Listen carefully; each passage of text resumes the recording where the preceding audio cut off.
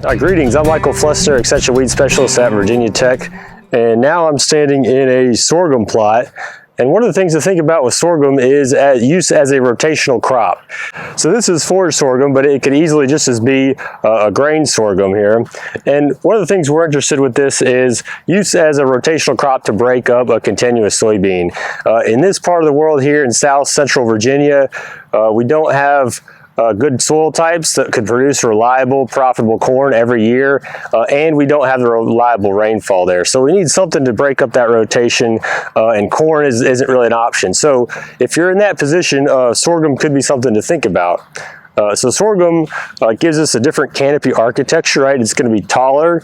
We might be able to, for forage sorghum, take multiple cuttings, and that's going to kind of throw off what the palm amaranth in this case is used to compared to a continuous soybean rotation, or a lack of rotation, you might say.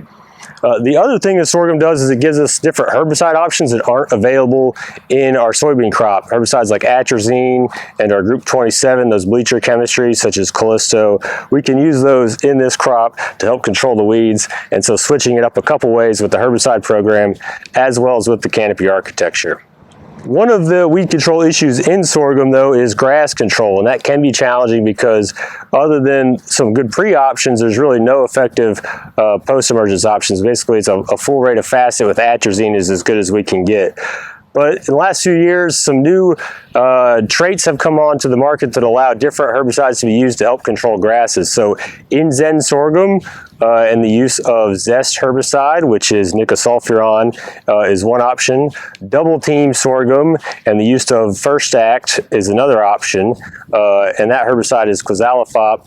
And here I'm standing in IGROWTH sorghum, which allows the herbicide ImiFlex or Mazamox to be used. And so what these new technologies in sorghum allow us to do is to control the grasses and combine with the existing herbicides we can use in sorghum to help control the broadleaves.